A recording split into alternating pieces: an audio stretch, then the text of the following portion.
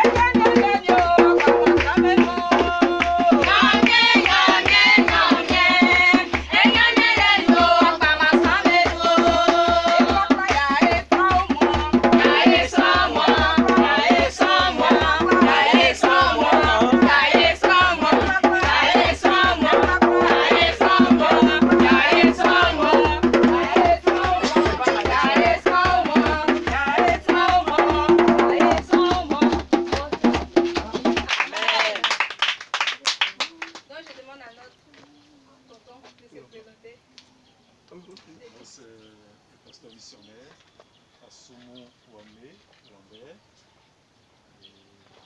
C'est une manière à cœur aujourd'hui de faire le culte avec vous.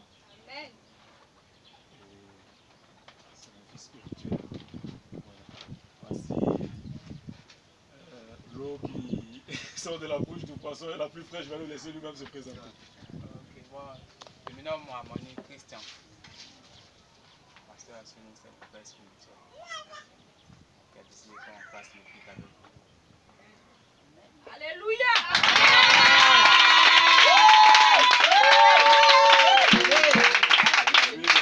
Étudiant à l'université de ce campus 2, c'est ça? Faculté également. Moi, c'est un bon diplôme. Amen.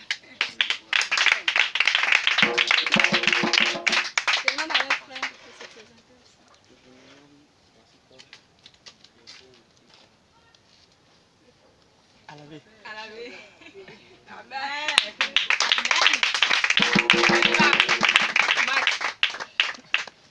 Je suis content de te voir ce matin. Je suis content de te voir ce matin. Christian, que Dieu te bénisse. Je suis content de te voir ce matin. Je suis content de te voir ce matin. Je suis content de te voir ce matin. Christian, que Dieu te bénisse. Je suis content de te voir ce matin. Je suis content de te voir ce matin. Je suis content de te voir ce matin.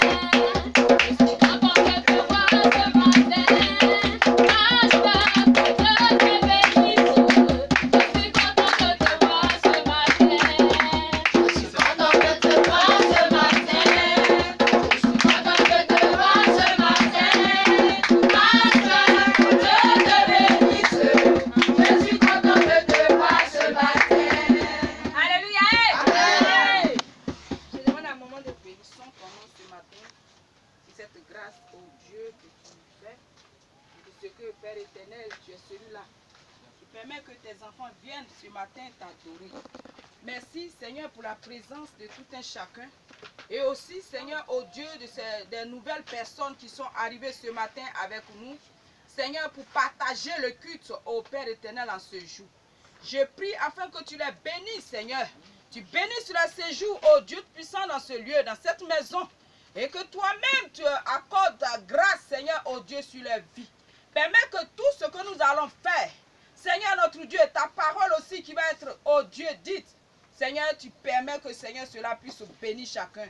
Et que cela, Seigneur, puisse leur faire du bien, afin que prochainement, ils puissent revenir et glorifier encore plus ton nom, au nom de Jésus. Amen. Amen. Alléluia. Amen. Alléluia. Amen. Nous passons maintenant à la prédication. Nous allons prier pour confier le messager, aussi le message dans la main de l'Éternel, afin que ce que nous allons comprendre puisse changer nos vies. Prions le Seigneur.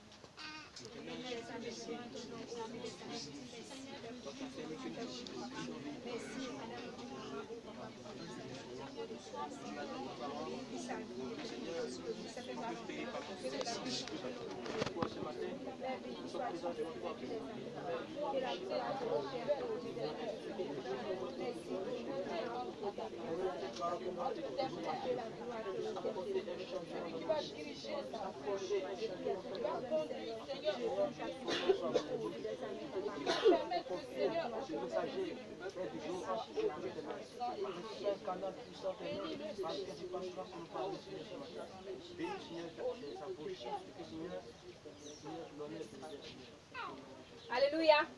Nous allons maintenant recevoir le pasteur sous vos acclamations.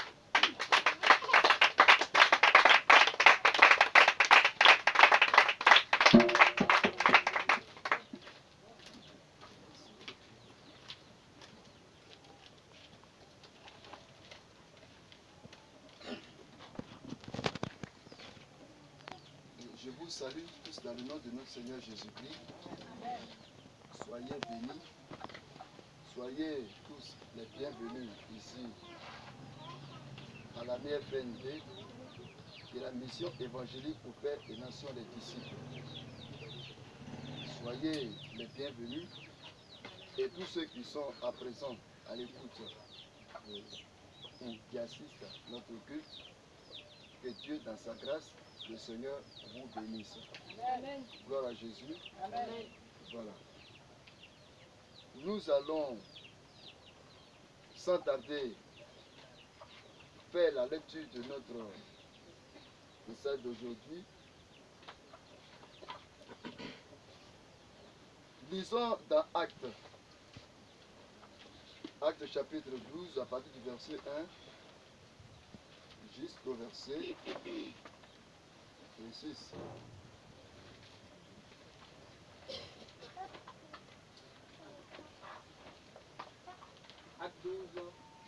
Actes chapitre 12, à partir du verset 1. Oui. Vers le même temps, le roi Hérode se mit à maltraiter quelques membres de l'Église, et il fit mourir par l'épée Jacques, frère de Jean. Voyant que cela était agréable aux Juifs, il fit encore arrêter Pierre. C'était pendant les jours de pain sans levain. Après l'avoir saisi et jeté en prison, il le mit sous la garde de 4 escortes, de 4 soldats chacune, avec l'intention de le faire comparaître devant le peuple après la Pâque. Pierre, donc, était gardé dans la prison, et l'Église ne cessait d'adresser pour lui des prières à Dieu. La nuit qui précéda le jour où Hérode allait le faire comparaître, Pierre, lié de 2 chaînes, dormait entre 2 soldats, et des sentinelles devant la porte gardaient la prison. Et voici, un ange du Seigneur survint, et une lumière brilla dans la prison. L'ange réveilla Pierre, en le frappant au côté et en disant, « Lève-toi promptement. » Les chaînes tombèrent de ses mains. Et l'ange lui dit, « Mets ta ceinture et tes sandales. » Merci. Amen. Alléluia. Alléluia. Amen. Et dans son amour, le Seigneur nous bénisse. Bien, ce matin, je voudrais m'inspirer de ce texte pour développer avec vous et ce thème qui s'intitule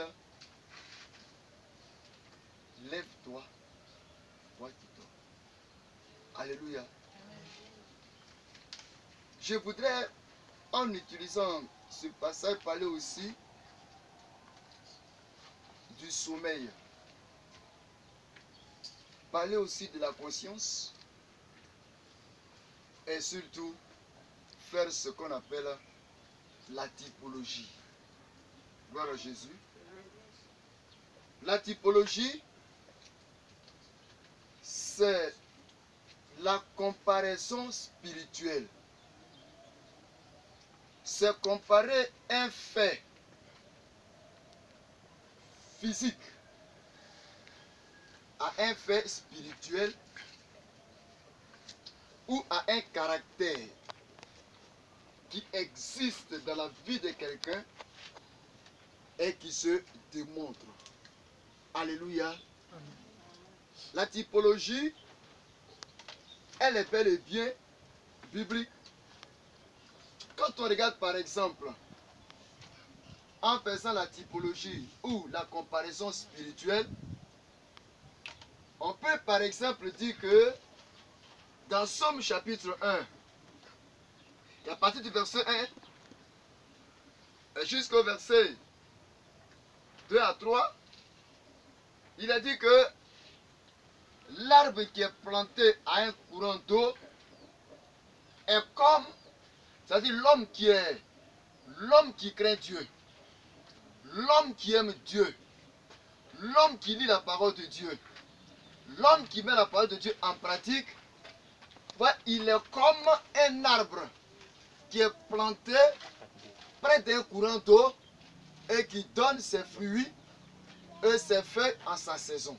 Ça veut dire que cet arbre qui est planté près d'un courant d'eau est comparé à un homme, est comparé à l'humanité, l'arbre même en général. En faisant la typologie, l'arbre est comparé à l'humanité. L'arbre qui est planté près d'un courant d'eau est comparé à un homme qui marche avec Dieu, qui craint Dieu, qui est fidèle à Dieu et qui écoute les conseils de Dieu par la parole de Dieu, par la Bible. Celui-là est comparé à un arbre qui donne ses fruits en sa saison.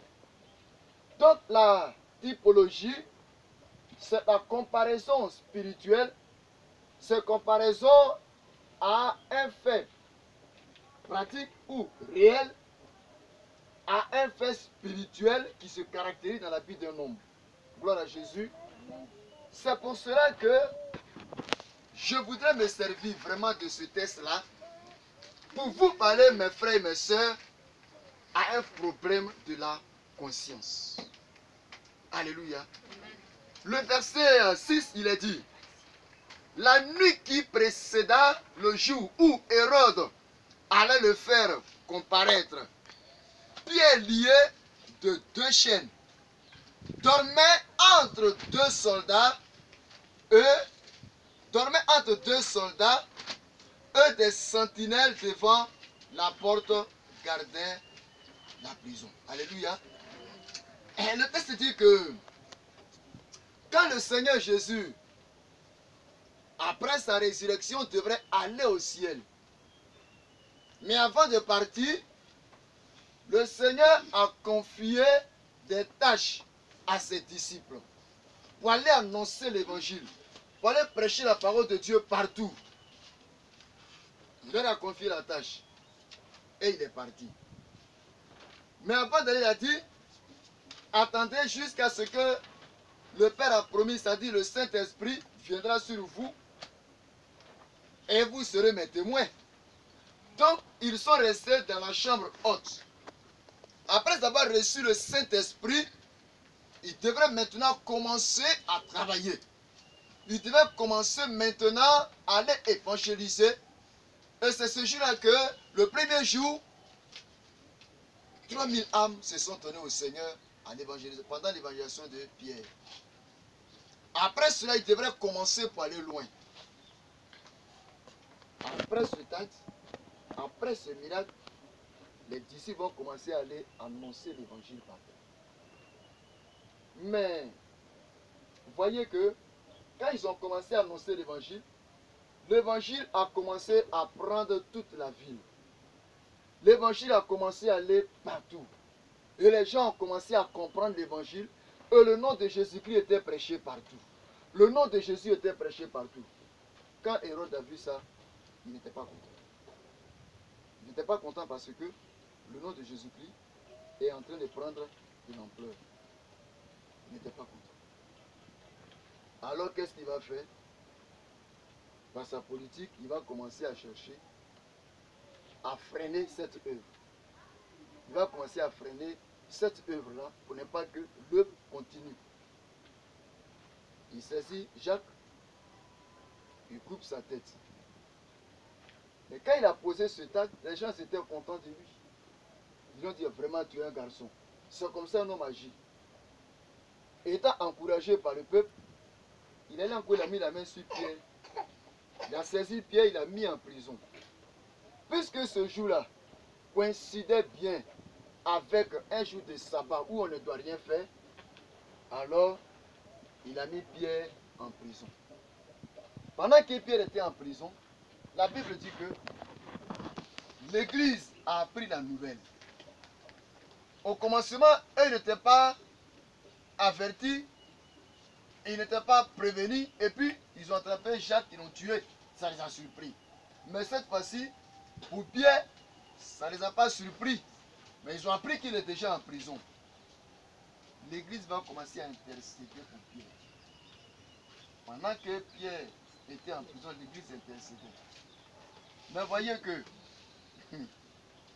pendant que Pierre était encore en prison, et qu'ils sont en train de réfléchir comment ils allaient le tuer, Pierre, la Bible dit que Pierre, lui, il dormait.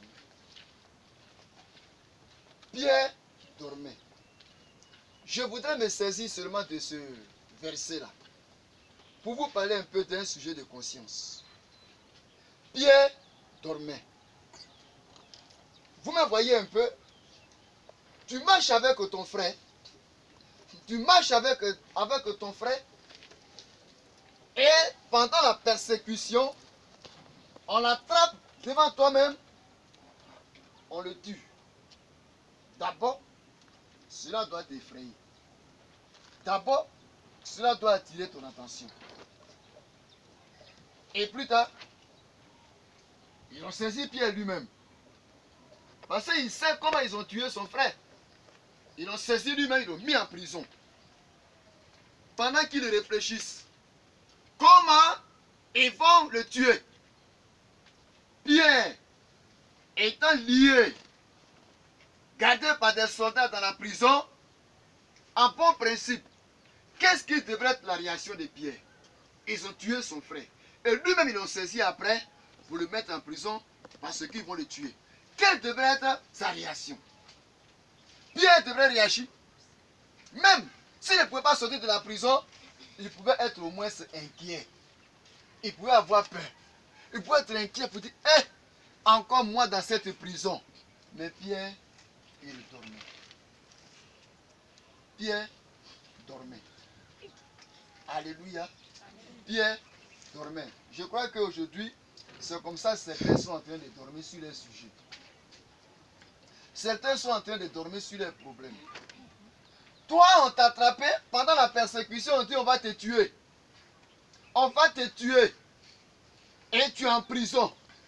Je crois que dans cette prison-là, normalement, tu devrais ne même pas dormir. Tu comprends bien? Tu devais lutter, même s'il n'y a pas quelqu'un pour t'écouter, mais tu allais prier. Tu allais prier. Tu allais prier. En tout cas, fais ce que tu devrais faire pour qu'on dise à cet homme-là même, on dirait qu'il ne veut pas être en prison. Mais Pierre dormait. Pierre dormait. Étant lié, étant dans les chaînes, Pierre dormait. Mon frère, la première des choses que tu dois savoir, on va prendre l'image de Pierre pour la comparer à quelqu'un qui n'est pas du tout conscient de sa situation qui est grave que Dieu lui révèle. Alléluia. Le premier point qu'on doit comprendre, on doit comprendre que Ici, Pierre est le type de quelqu'un qui n'est pas du tout conscient de sa situation que Dieu lui révèle. Aujourd'hui, il y a des gens qui sont comme ça. Hein. Eux-mêmes, ils sont dans des situations graves. Ils sont dans des situations très graves où même ils doivent chercher à se sauver. Où ils doivent chercher même à lutter. Mais puisqu'ils ne sont pas conscients, ils dorment sur leurs problèmes pour que le danger vienne les surprendre. Amen. Vous savez ce que c'est le sommeil aussi? Le sommeil, vous savez que quand quelqu'un dort, celui qui dort, il n'est plus conscient. Si vous voulez essayer un peu, voyez un peu vos enfants, voyez un peu ceux qui dorment. Celui qui dort n'est pas du tout conscient. Quand quelqu'un est en train de dormir, qu'il a sommeil, le sommeil l'a pris, il dort. Et essaye de le réveiller. Tu vas voir le film qui va tourner devant toi. Il peut faire des tapages, il peut tomber là, il peut dire des paroles qu'on ne lui a même pas posé des questions. Il peut dire des choses pendant qu'il dort. Il peut dire des choses, même s'il est réveillé, qu'il est arrêté. Tu vas lui poser des questions, il peut te dire oui. Ou bien non. Mais matin, quand tu le demandes, ou bien tu lui poses la même question, il va dire c'est pas lui. Ça va t'étonner. Ah! C'est pas toi qui as dit ça la nuit. C'est pas toi qui as donné telle réponse. Mais comment tu peux dire encore que ce n'est pas toi? Ça veut dire qu'il dormait dans le sommeil, il n'était pas conscient. Ouais, quand quelqu'un n'est pas conscient, il ignore lui-même son propre danger qui court derrière lui. Aujourd'hui, il y a des gens qui courent des dangers. Il y a des gens qui souffrent. Mais quand on les révèle eux-mêmes leur propre situation, ils disent que ce n'est pas un problème. Non, ça, ce n'est rien du tout. Voyez un peu ce que Salomon nous dit dans Proverbe. Quelqu'un peut lire pour nous? Dans Proverbe, chapitre 6, verset. D'abord, lisons le verset 10 à 11. Proverbe, quelqu'un peut lire pour nous? Proverbe, chapitre 6, verset 10 à 11. Un peu de sommeil, un peu d'assoupissement, un peu croiser les mains pour dormir. Verset 11 aussi. Et la pauvreté te surprendra comme un rôdeur. Et la disette comme un homme en arme. Alléluia. Un peu de sommeil. Un peu d'assoupissement. Celui qui dort, il est assoupi. Hein? Est-ce que vous voyez? Celui qui dort, il est assoupi. Pendant que tu dors, tu n'es pas conscient. Tu comprends bien? Pendant que tu dors, donc le sommeil, c'est manque de conscience. Je voudrais te parler un peu, toi qui n'es pas conscient de ta position. Toi qui n'es pas conscient de ta situation. Regarde, je vais te dire ce matin, réveille-toi. Je vais te dire ce matin, réveille-toi. Ma soeur, réveille-toi. Mon frère, réveille-toi. Regarde autour de toi ce qui se passe. Regarde toi-même dans ta vie, regarde ce qui se passe. Réveille-toi un peu et sois conscient un peu de ta situation. Sois conscient de ta position. Sois conscient de toi-même, ta propre vie. Amen. Amen. Sois conscient, réveille-toi. Au moins c'est un peu de sommeil. Réveille-toi. Mais tu vas rester dans le sommeil. Tu vas être assoupi, sans conscience, jusqu'à ce que le malheur qui t'avait programmé vienne contre toi. Vous pouvez lire encore au verset au verset 9. Au verset 9 de Proverbe 6. C'est Paresseux, qui attaque le paresseux? Oui, alors? paresseux, jusqu'à quand resteras-tu couché? Quand te lèveras-tu de ton sommeil? Alléluia. Amen. Paresseux. Paresseux. Jusqu'à quand te lèveras-tu de ton sommeil? Gloire à Jésus. Amen. Mais vous pouvez lire le verset 4. Prends le verset 4. Ne donne ni sommeil à tes yeux, ni assoupissement à tes paupières. Alléluia. Amen. Que dans ce moment, le Seigneur nous aide. Le sommeil, quand quelqu'un dort, ça veut simplement dire qu'il n'est pas possible. Amen. Je voudrais te dire ce matin, réveille-toi un peu. Réveille-toi un peu de ton sommeil, s'il te plaît. Tu vas me dire physiquement que tu connais le chemin que tu as emprunté pour venir ici.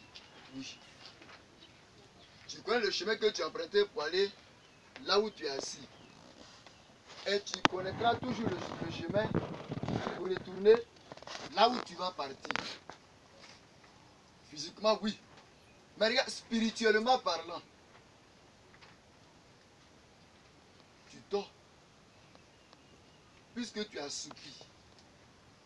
Puisque ta conscience dort. Ta conscience est morte. Tu dors. Amen. Est-ce que vous saviez que celui qui a assoupi, celui qui dort est comparé à un ivrogne? Il est comparé à un soulard. Il est comparé à un drogué.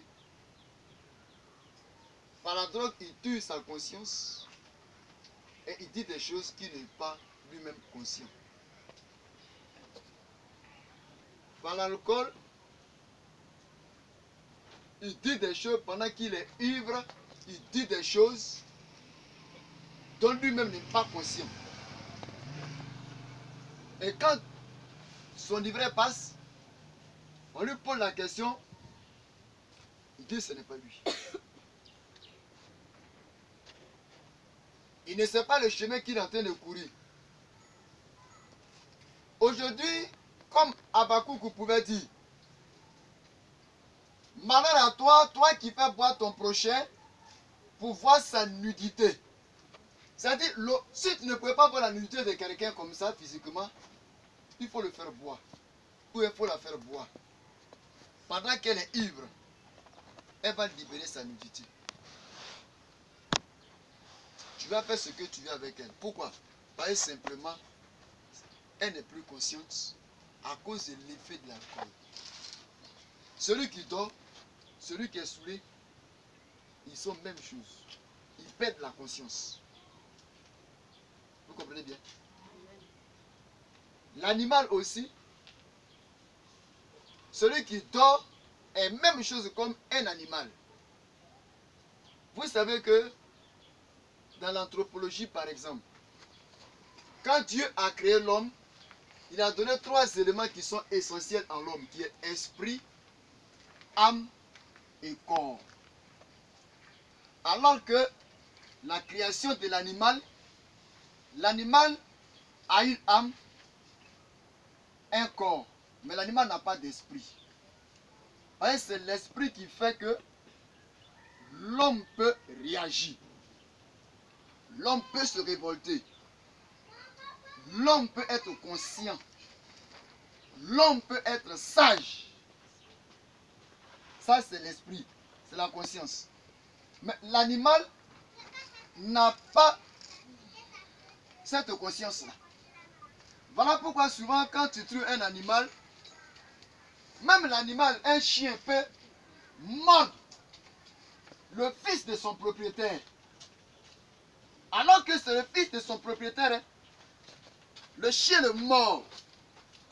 Pendant que le propriétaire est agité, en train de s'inquiéter, se lamenter pour son enfant, Le chien lui vient, il s'assoit près de son propriétaire, puis il passe sa queue si comme il a fait un bon travail. C'est un problème de conscience. Le chien n'est pas conscient. Amen. Le chien n'est pas conscient. L'animal n'est pas conscient. Et celui qui dort spirituellement, il est comparé à un animal. Tu peux encore comprendre? Celui qui dort est comparé à un mort. Si quelqu'un étant conscient peut dire, ça là je n'aime pas ça, et c'est la vérité. Ceux souvent qui défendent leurs femmes, pendant qu'ils vivent, on ne peut pas toucher à leurs femmes, on ne peut rien dire à leurs femmes, on ne peut rien reprocher à leurs femmes.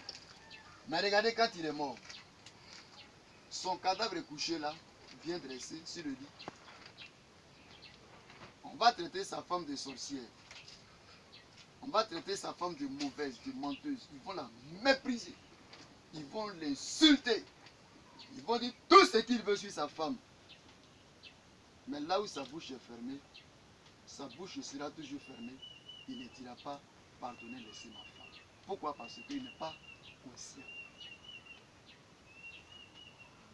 Vous comprenez? Il n'est pas conscient. Là où on va l'enterrer, même si cet endroit est mauvais, il ne va pas dire ramenez-moi en arrière. Parce que simplement, il n'est pas conscient. Donc, celui qui dort, il est comparé à un mort. Celui qui dort est comparé à un soulard qui a perdu sa conscience par l'effet de l'alcool. Celui qui dort est comparé à un animal qui n'est pas conscient. Celui qui dort est comparé à un mort. Pourquoi? Simplement parce que, spirituellement parlant, tu ne vois pas le danger qui t'entoure. Pierre était en danger. On dit quelqu'un, tu vas mourir. Tu vas mourir. Mais regardez un peu le film. Matin, bonheur, quelqu'un veut te dire, oh mon ami, la mort t'attend. Mais c'est toi qui vas prendre ta valise pour fuir de la maison. On dit la maladie que tu as, elle va te tuer. Maintenant, tu commences à pleurer. Mais quand tu n'es pas conscient, on dit l'état que tu vis là, cet état-là va t'amener à l'enfer. Tu dis, mais il faut aussi déjà l'enfer. C'est comme, il y a une femme qui discutait avec sa fille, avec ses filles. Quand ses filles évangélisent, elles annoncent la parole de Dieu aux gens. La vieille dit, eh, vous aussi, vous exagérez trop. Vous voulez amener tout le monde au ciel, au paradis, derrière Jésus. Maintenant, Satan, il va avoir combien de personnes? C'est un problème de conscience. Ça veut dire que ça ne va pas. Ça ne va pas. Il y a une femme, j'étais allé évangéliser, j'ai évangélisé et puis j'ai presque gagné sa famille. Ses enfants sont venus, les enfants de son mari ont commencé à venir à l'église et puis ça fait un matin, elle pleure. Mais tu es en train d'amener tout le monde à Jésus. Tu es en train d'amener tout le monde pour que les gens vont comprendre la parole de Dieu comme toi tu es là. Mais et nous dans notre religion aussi, qui va être là-bas? Et puis elle pleure. Monsieur, tu es venu me faire du mal. Dans ta religion, qu'est-ce que toi tu gagnes?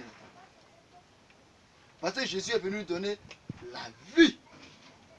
Si toi tu refuses d'être dans la vie et que tu crois que la religion que tu pratiques là, c'est elle qui est mieux, ça veut dire qu'il y a un problème de conscience. Allons un peu plus loin. Il y a des gens qui jouent avec le péché parce qu'ils ne sont pas conscients. Qu'est-ce que la Bible nous dit? Dans Romains, chapitre 3, verset 23, il est dit, car tous ont péché et sont privés de la gloire de Dieu. Ça veut dire que toi-même aussi là, tu es péché. Et le chapitre 6, verset 23, il dit, car le salaire du péché, c'est la mort. Celui qui pêche, le salaire qu'il gagne, le prix qu'il gagne de son péché, cela produit la mort. Donc si tu pêches, tu vas mourir. Si tu pêches, tu vas direct à l'enfer. Et la Bible te dit, les hommes de Dieu te disent, mais tu joues à le péché. Parce que pour toi, ce n'est rien. C'est un problème de conscience. C'est parce que tu n'es pas conscient de ta situation, tu n'es pas conscient de ta condition, tu n'es pas conscient de ce que tu fais. Il faut comprendre que la Bible nous dit, il est permis à l'homme de mourir une seule fois. Et après quoi vient le jugement. Après quoi vient le jugement. Donc toi, tu vas mourir une seule fois. Et il faut savoir que la mort ne prévient pas. La mort ne t'attendra pas pour que tu sois prêt. La mort peut te surprendre où elle veut, sans tenir compte de ton programme. Et après cette mort vient le jugement. Tu ne vas pas mourir et puis revenir sur terre, demander pardon pour que tu ailles au paradis. Mais dès que tu es mort, ton esprit quitte. Dieu enlève son souffle. Et ce corps que tu es en train d'embellir reste sur terre à la morgue. Ou bien si on ne t'emmène pas à la morgue, tu pourris, on t'enterre, c'est fini. Dès que tu as rendu l'âme, c'est fini. Dès que ta respiration est coupée, c'est fini. Tu n'as plus rien d'autre chose à faire pour acquérir encore le royaume de Dieu. Mais c'est pendant que tu vis encore. C'est pendant que tu respires encore que tu dois chercher Dieu. Mais pour toi, tu dis que non, je suis encore jeune. N'as-tu pas vu encore des jeunes qui meurent? Mon frère, n'as-tu pas vu encore des jeunes filles qui meurent? N'as-tu pas vu encore des vieux aussi qui meurent? Quand on va vers les vieux, ils disent non, la parole de Dieu, ça c'est pour les jeunes. Nous, on est maintenant vieux. Écoute, la mort n'est pas destinée seulement aux jeunes, ni aux vieux. Toi aussi, tu es concerné. Sois conscient, pardon. Pardon. Et la Bible nous dit que la mort ne prévient pas. Il y a un homme, même ici à Boaké, en sortant un matin, il a dit à sa famille, bon, je vais pour revenir. Hein. Je vais pour revenir. Sa famille est restée là. Il est sorti dans une heure. On appelle sa femme, on dit, madame, pardon, fais un effort, trouve-nous à l'hôpital. Elle arrive à l'hôpital, on dit, Yanko, prends courage, allons à la morgue. Pourtant, elle avait dit qu'il revenait vers sa famille. Mais finalement, il n'est plus vers sa famille. Du chemin, il est allé à la morgue. C'est-à-dire que la mort peut te surprendre où elle veut. Pendant que tu respires, pendant que tu parles, pendant que tu réfléchis, c'est en ce moment-là qu'il faut te donner à Jésus-Christ, te repentir, pour que là même où la mort va te surprendre, ton âme soit sauvée. Mais toi, tu dis non, tu n'as pas encore fini le péché. Est-ce que tu es conscient? N'es-tu pas en train de dormir? Regardez ceux qui sont en train de dormir sur le péché. Il y en a qui vivent dans l'impudicité comme ils veulent. J'ai croisé une jeune fille et je lui ai parlé de Jésus. Elle m'a dit, pasteur, en tout cas, tu as bien fait de venir, mais le problème c'est que je ne suis pas encore prêt. Je lui dis comment? Elle dit, ah, toi-même tu sais que je suis jeune. Je dois faire mes enfants. Je dois gagner d'abord mon argent. Dieu là, il nous a créé pour qu'on fasse d'abord la vie. Là, dans notre vieillesse là, on va le connaître. Je dis, quand Dieu regarde 1000 ans, il regarde un an. C'est-à-dire, pendant que toi, tu es en train de parler de 1000 ans là, c'est en ce moment Dieu dit que c'est un an. Ou même un jour. Est-ce que tu sais que l'âge que tu as présenté, tu es très vieille devant Dieu? Parce que cet âge-là mérite une condamnation, un jugement. Dis non, mais écoute, mais comment, si j'accepte la parole de Dieu, mais regarde tout ce qui se passe autour de moi. Je dis le ciel et la terre passeront. Mais la parole de Dieu ne passera jamais.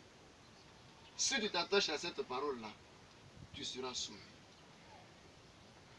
Elle dit, vraiment, cette manière d'être sauvé là, ne m'arrange pas parce que vraiment, même mes petites soeurs, va voir comment elles s'habillent. Regarde comment les gens sont fans d'elles.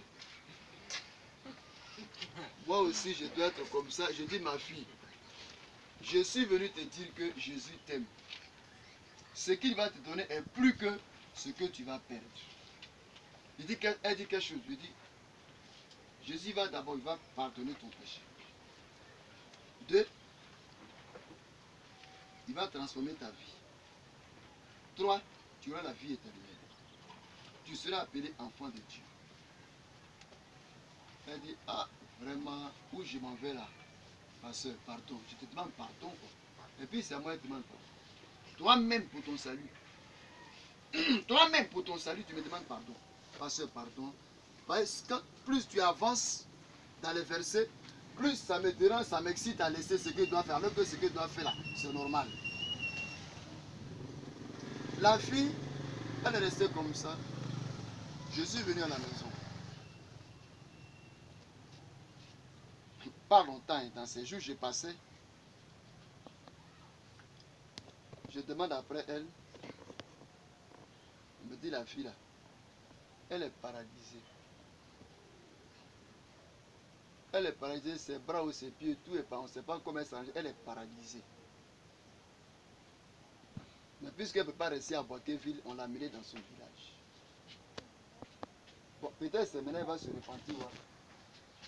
Vous voyez son cas. Cela peut arriver aussi. La maladie ne prévient pas. Pardon. Réveille-toi. Toi qui dors. Dis à ton frère, réveille-toi. Réveille-toi. Alléluia. Il y en a qui ne sont pas aussi conscients. Elles avortent comme elles veulent. Un jour, j'ai croisé une étudiante qui me dit, pasteur, c'est bon, hein? Mais moi, je m'intéresse plus à mon école que tout, parce que moi, je n'ai pas péché. Je dis, pourquoi tu n'as pas péché? Elle me dit, mais je m'intéresse à mon école. Mon école me coûte tellement cher que il y a un gars qui était derrière moi. Il a dit de quitter derrière moi. Mais avant de partir, il m'a laissé une grossesse. Quand j'ai vu que c'était pas, la grossesse n'est pas avancée, moi j'ai enlevé dit, je m'occupe de mon école. J'ai dit, mais pourquoi tu as enlevé cette grossesse? Et c'est ce qu'elle me dit. Elle me dit, le fœtus est encore petit. Voilà ce qui trahit certains. Le fœtus est encore petit. Comme il est petit, il n'a pas de jugement. Je lui ai dit, dans Jérémie chapitre 1, à partir du verset 1 jusqu'au verset 5, Jésus a dit à Jérémie, quand tu ne t'es même pas encore formé dans le ventre de ta maman, moi Dieu, je t'ai vu et je te connais. Quand tu étais encore dans le sein de ta maman, tu n'es pas encore né, ta maman est encore enceinte de toi, moi Dieu, je t'ai établi prophète des nations. Donc ça veut dire que le fœtus que tu parles là, dès son existence dans le sein de sa maman, Dieu le connaissait déjà. Dieu l'a déjà établi. C'est toi qui dis que le fœtus est encore petit, il n'a pas de jugement. Mais Dieu sait ce qu'il a fait pour que ce fœtus soit fœtus. Et si toi-même tes parents t'avaient avorté, tu allais naître pour t'intéresser à ton école, elle dit non. C'est ce jour-là qu'elle a compris que avorter, c'est mauvais. C'est un problème de conscience. C'est un problème de conscience.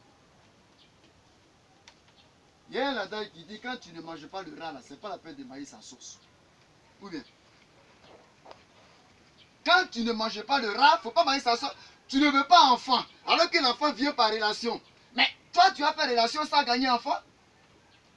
Qui parle de relation, parle de jeu de fécondité. Ou bien, qui parle de relation, parle en même temps de fécondité. Parce que quand Dieu a créé l'homme et la femme, il a dit, soyez féconds. Donc, dès que tu vas avec l'homme, il faut te dire que là où vous partez là, c'est pour créer une fécondité, c'est pour créer un enfant là. Tu ne pas dit que tu vas faire rapport sans faire enfant. Aujourd'hui, il y en a qui sont comme ça. Ils tuent des enfants, ils tuent eux-mêmes leurs propres frères en disant que ces bébés-là n'ont pas de conscience. C'est toi qui n'es pas conscient. Tu dois te repentir. Amen. Bon, les garçons aussi sont tellement fiers de ça. Ils enceintent les filles après, ils disent, moi je suis venu m'occuper de mon école. Ma chère, il ne faut pas me bagager sur mon dos. Mais c'est les conséquences de ce que tu as posé. Il n'y a rien qui existe sans conséquences. Frère, il y a conséquences positives, il y a conséquences négatives. Mais l'acte que tu as posé a forcément une conséquence. Et il a enceinté la fille. La fille dit, ah, je suis enceinte de toi, elle dit, débrouille-toi, en tout cas pour te libérer, parce que moi, sincèrement là, je ne suis pas venu ici pour faire des enfants, mais je suis venu m'occuper de mon école. Je suis venu t'occuper de ton école, occupe-toi de ton école. Il y a un problème de conscience. Il y a un problème de conscience. La fille aussi, qu'est-ce qu'elle va faire? Puisque son type a dit, il n'a pas besoin de grossesse, bon, qu'est-ce qu'il veut faire? Il faut ramener l'enfant à la poubelle. La destinée de l'enfant, ce n'est pas la poubelle. Dieu sait pourquoi il a créé ce fœtus-là dans ton ventre. C'est méchant.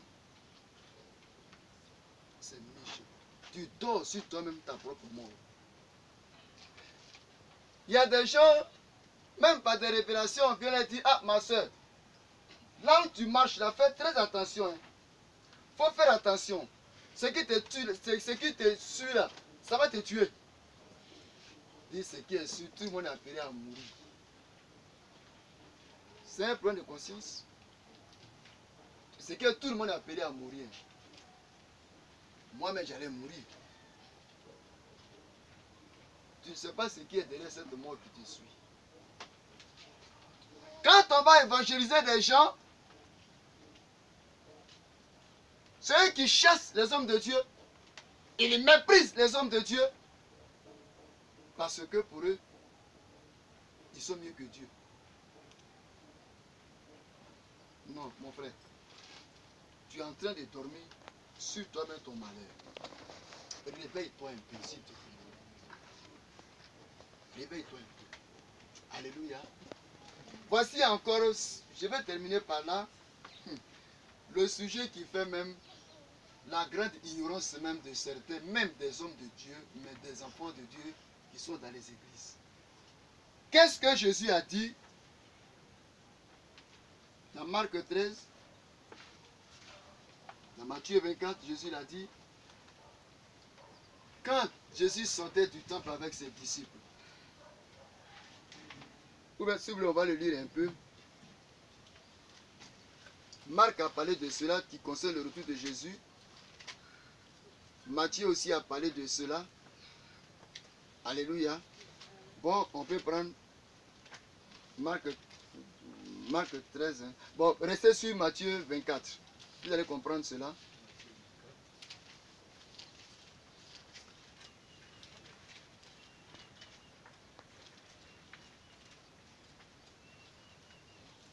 On va partir du verset 1, si quelqu'un peut lire. Là-dessus, Jésus quitta... Non, 24 à partir du verset 1 quoi. Matthieu 24, oui, oui. à partir du verset 1. Oui, oui. Là-dessus... Oui, oui. Non, non.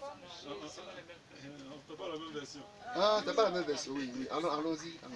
Là-dessus, Jésus quitta la cour du temple. Tandis qu'il s'éloignait, ses disciples rejoignirent pour lui faire remarquer la beauté de l'édifice. Alors il leur dit, oui, regardez bien tout cela. Vraiment, je vous l'assure, tout sera démoli. Pas une pierre ne restera sur l'autre. Verset 3. Puis il alla s'asseoir sur le mont des Oliviers. Ses disciples s'approchèrent et le prirent à l'écart pour lui poser la question suivante.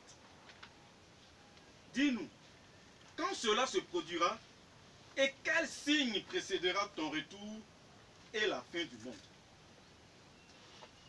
Jésus leur répondit, soyez sur vos gardes Et faites bien attention pour que personne ne vous induise en erreur. Car plusieurs viendront et se présenteront sous mon nom. Ils vous diront, je suis le Messie. Et ils induiront beaucoup de gens en erreur. Vous entendrez parler de guerre et de menaces de conflit. Attention, ne vous laissez pas troubler par ces nouvelles, car tout cela doit arriver, mais la fin du monde ne viendra que plus tard. Alléluia. Alléluia. Ou bien bon, continue le test, pour qu'on puisse bien continuer. En effet, on verra se dresser race contre race, Oui. État contre État. Il y aura, tantôt ici, tantôt là, des épidémies, des famines et des tremblements de terre. Or, toutes ces choses ne seront que les premières douleurs de l'enfantement d'un monde nouveau. Alléluia. Alléluia. Est-ce que vous avez bien compris? Je voudrais réveiller un peu la conscience de quelqu'un. Vous savez, le retour de Jésus-Christ n'est pas marqué par une date. Vous me comprenez bien, non? Vous comprenez très bien. Il n'y a pas une date dans la Bible, ni dans l'histoire, qui nous dit que telle année, tel jour, telle semaine, à telle heure, Jésus viendra. Vous comprenez bien, non? Pour que chacun puisse dire que moi, en tout cas, je peux jouer au bandit jusqu'à telle heure, je dois rentrer. Non. Il n'y a pas d'heure fixe. Il n'y a pas de jour fixe, ni année fixe. Vous comprenez bien? Mais le retour de Jésus-Christ est marqué par des événements, des signes qui paraîtront dans le ciel, sur la terre, dans la vie des hommes, même des hommes politiques, des gouverneurs, des rois, et même dans la vie des hommes, et même sur la terre. Il y a des signes qui vont se passer. Maintenant, ces signes-là sont toujours pour nous dire que, attention, le retour de Jésus-Christ est proche, mais ce n'est pas une date qui est fixée. Mais est-ce qu'aujourd'hui, au moins, mes frères et mes soeurs, nous ne voyons pas ces guerres dont Jésus a parlé? Un jour, j'étais en train de parler de Jésus à un homme de ma famille. Je lui ai dit, Jésus revient bientôt. Il dit, oh mon cher, on a trop compris ça. Il dit, oui, mais nous sommes dans les signes dont Jésus avait dit. Il dit, quel signe? Il dit, non, Jésus a dit que avant son retour, on entendait parler des guerres, des signes de guerre partout, des famines.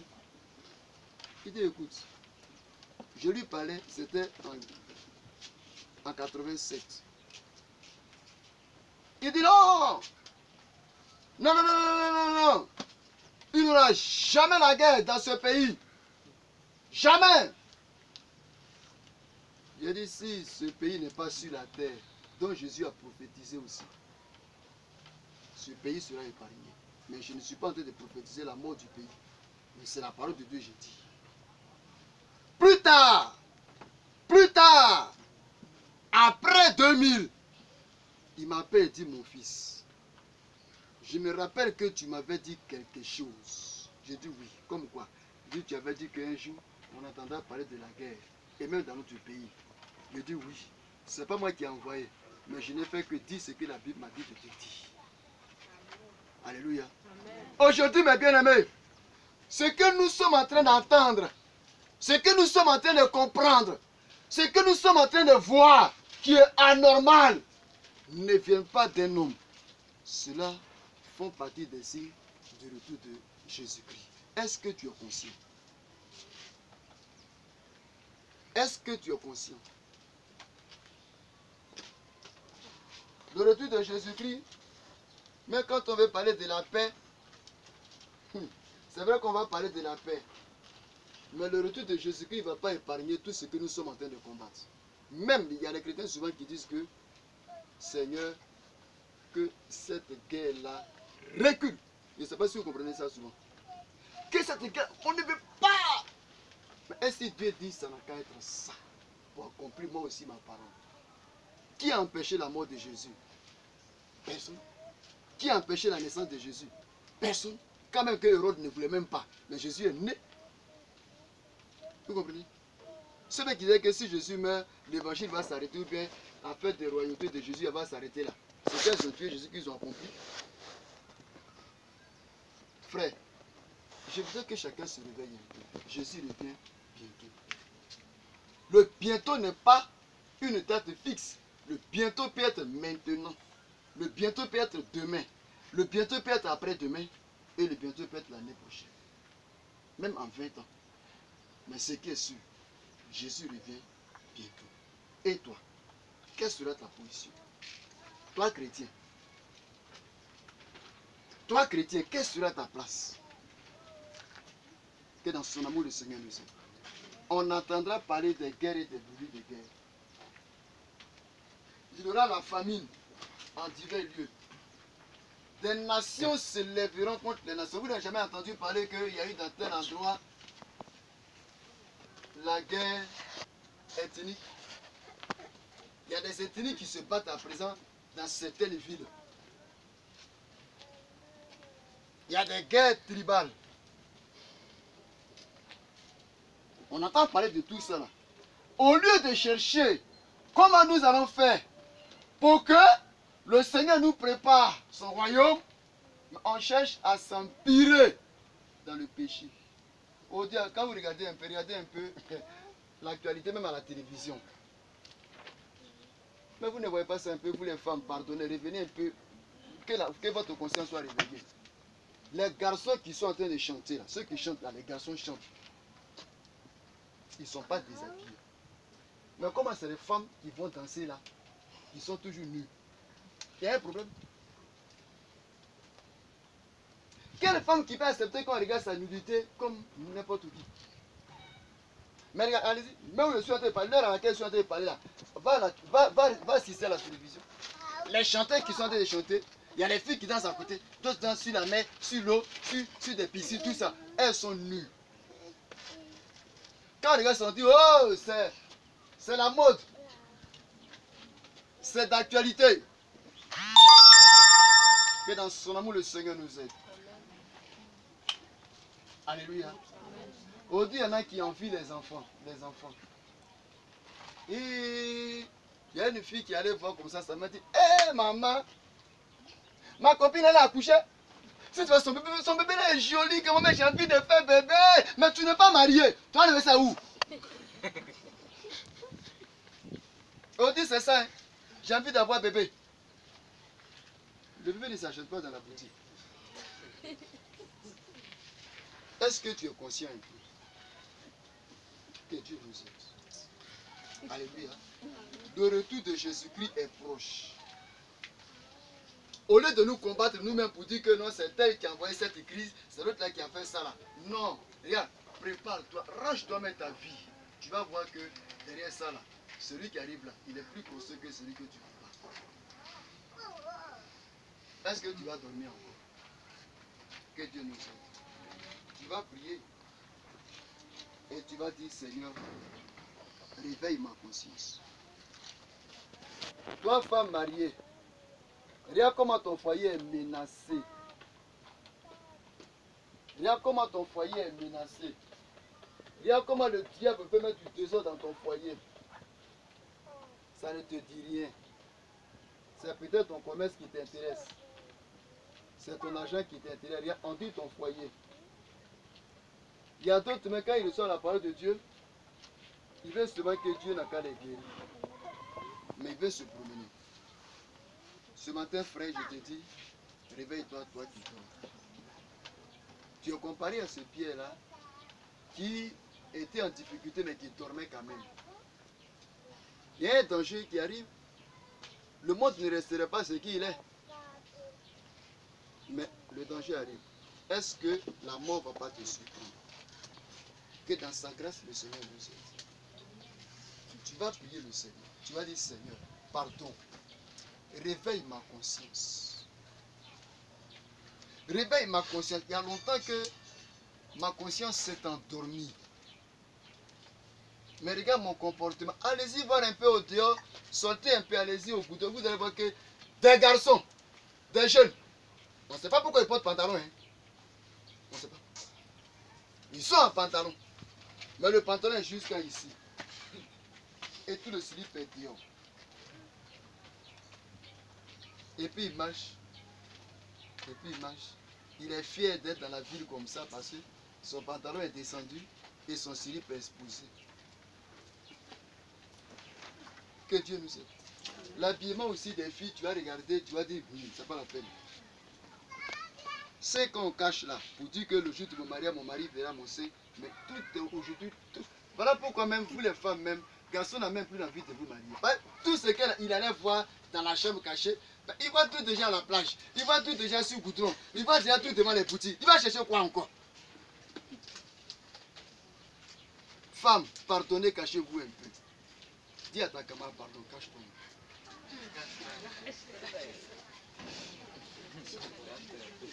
Faut le dire, cache-toi. Parce que ton mari sera fier de te voir ce jour après le mariage, il sera fier de te recevoir dans la chambre. Mais si déjà toi-même, à la piscine, tu es exposé, à la plage, tu es exposé, mais il va chercher quoi encore? Que Dieu nous aide. Est-ce que tu es conscient? Demande à ton frère, est-ce que tu es conscient? Demande à celui qui a voté, est-ce que tu es conscient? Le Seigneur Jésus revient bientôt. Donc, nous allons baisser les têtes. Tu vas dire à Jésus, Seigneur, je veux que tu réveilles ma conscience. Je veux que tu réveilles ma conscience pour que je sois conscient que toi, Jésus, tu reviens bientôt. Je veux que tu réveilles ma conscience pour dire que, Seigneur, un jour, moi aussi, je vais mourir. La mort ne va pas me prévenir, la mort ne va pas m'avertir, ni attendre mon jour. La mort peut me surprendre. Seigneur, est-ce qu'avant cette mort-là, quelle sera ma relation avec toi? Seigneur, rends-moi conscient. Prions le Seigneur.